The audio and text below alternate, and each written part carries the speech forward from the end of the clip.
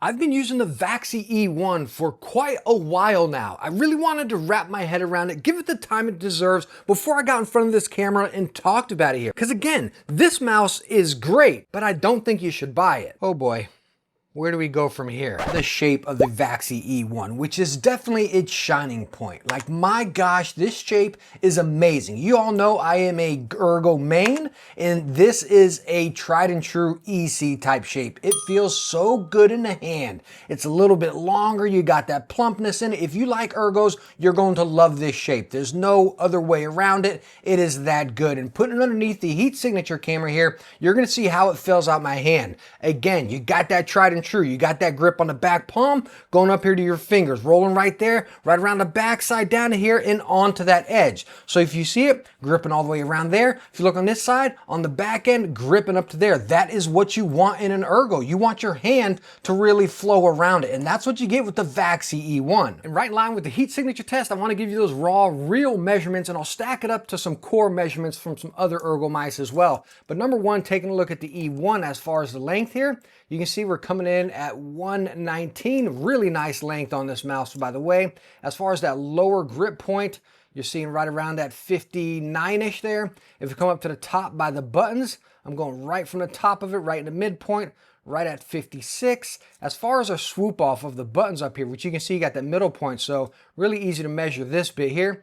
26, so you can see it is off the ground.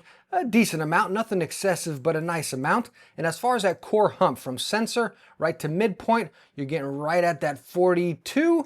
And then our fall off of the hump back here. I'm gonna go right where it starts falling off. You're looking at 32, and you can see you got a significant, again, you got your hump and then a nice gradual glide right on the back right there, but it does start here, and bam, you got a nice significant slope going towards the back, which is definitely gonna be very similar to an EC. As you look right here, this is pretty much what it is, and we'll start with those measurements right away. We'll start at 0 and see what we're getting for length. Now, I'm not gonna get that charging port in the front. We're getting 122 here, so a little bit longer. Now, if we look at that grip width, right there, 58-ish. Up here by the buttons, right around 55. That fall off of the hump back there, right around that 29. Let's go and get that mid height. We're looking at 42. Now, what I wanted to show you difference, let me make sure I'm back at 0. I wanted to show you some core measurements as far as length on like a Pulsar X light. You're looking at 121, and then I want to show you that core hump. These are the two biggest measurements. You're looking at 41 right there. You know what? Let's take a look at that width right down here, the lower kind of midpoint width as well. 59. Make sure we're back at 0. Get that 0, and let's go and check the thorn. We'll get that length on the thorn, 119. Now, I do have the grips on this one, so take that into account. Looking at 59. Let's get that mid height or hump. Looking at 41, and then just for grins and giggles, which this is really not comparable, this is a Razer Death Adder V3, but if you guys are just interested in on it, you at least just see some measurements. So let's make sure we're back to 0, get this out here, come on, there we go. So let's go on and get the length of this guy, like, whew, this is the big mama right here, right? So now let's get that grip width as well. You can see this mouse is definitely big, and that's pretty much why I don't use it anymore. It's almost too big for me now, which is kind of crazy to say. And then we're looking at 42. And just so we have a good clear mind, let's get another measurement of the core measurements on the Vaxee E1. Get right on the back there. You can see we got our 119, that core grip width. Right up here, I believe that would be, is that right? Yeah, that's about right there. And then if we look at that hump right here in the middle. So what you're seeing with those measurements is it pretty much sits kind of in between all of these, right? Like if you almost mash these together, what do you get? Well, you get this, and that is a very good shape. And it's really cool. On Vaxee's website, they actually break it down pretty good there. They got a breakdown of the E1 to the EC2, and then the AX, and then talking about all the specs, yada, yada, yada. But you can scroll even further and see measurements of some of their other mice, kind of getting that core comparison, and it truly breaks it down. The biggest one is definitely going to be the E1 compared to the EC2, and it's exactly what we talked about here, where you got a little bit of extra length back there, but that lower peak right on the bottom there, or that lower tip, really doesn't play into an ergo because your hand's not resting on the bottom of it. It's really going to be right over here and towards the top bit, as we saw in those heat signatures. So before we go any further in the video, I wanted to answer that one question on what is the Vaxee E1. Well, plain and simple, straight to the point, it is a Zowie EC2. We all know some of the employees that work with Vaxee, or founders, whatever,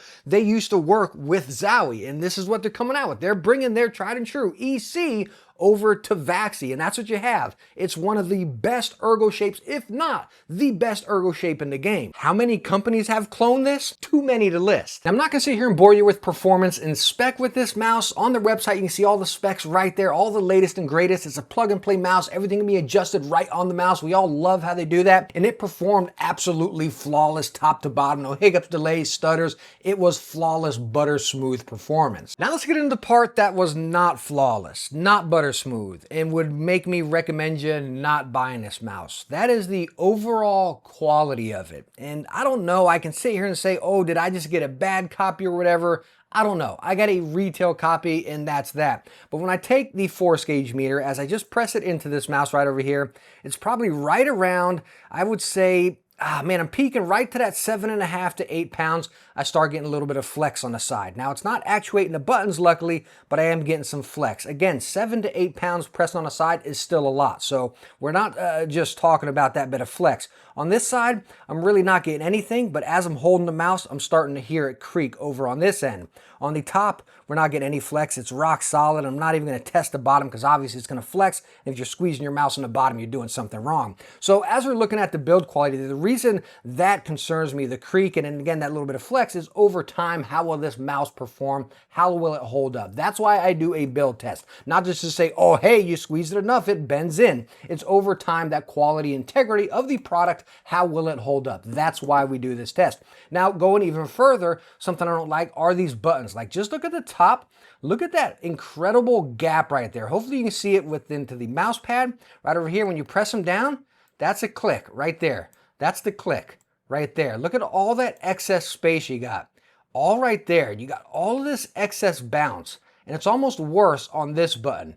So once you click it, which is pretty much instant for that click, but then you got all this excess. And the thing I didn't like about that, whenever I'm gaming over here, I press down, and I'm a firmer gripper and presser, right? But anyways, I'm pressing down. I feel like the button almost springs back on me. Maybe you'll like that. Maybe you can spam the button more, you know what I mean? But I felt this aggressive spring back, which I did not like, and that is because there's so much give in these buttons up here. And that goes right in line with these side buttons, as yes, they are in the perfect position, especially for a palm grip, but whenever you press these side buttons on the back end or the front end up here, they just give in, they go into the shell. You can see them bowing out right there. The front one is significantly worse than the back one as it goes really far in there. Now, if you press these buttons right into the middle, they are a lot better. But again, that front one is much mushier going into that frame, again, resulting in that weird inconsistent type feel. You catch yourself wanting to press these in the middle, so mid-round, for a good press, you're like, oh wait, am I pressing my button in the right spot? It's just, again, that weird, incomplete vibe I got with it. And I think something that you all can relate on talking about that spring back of those buttons, I like to call it the Logitech effect, right? So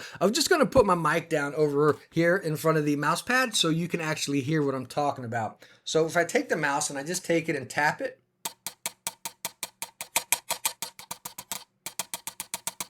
you hear all that just rattling around with it. And that's just whenever you're using it or whatever. So if I get the Logitech, this is the Dex. They fixed it a little bit over here in the Dex, but the G Pros used to be really bad. And when you just press them, it sounds like the dang thing's about to fall apart. And that is exactly what this feels like. Everything's happening up front right here. It just feels incredibly cheap. Put it on a scale, we're getting 60.9. So it's really at that sweet spot, really nice and balanced for sure. I think that 60 grams, 55-ish is really nice. Anyways, coming over here to the EC2W, we're getting 77.7. So they definitely beat the original guys over here at Zowie with their EC. That is a hefty little booger there. Coming over here, this is the V4 X-Lite, the newest one. We're coming in at 54.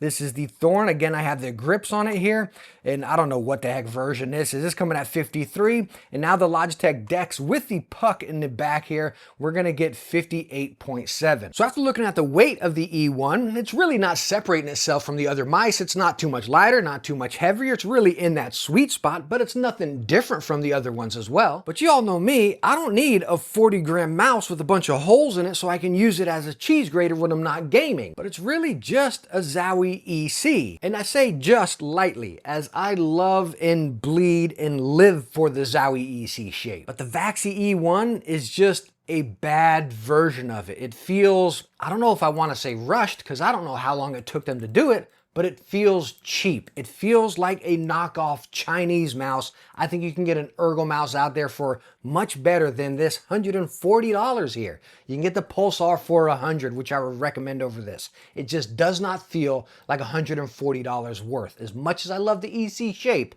I'm gonna tell you to stay away from this one.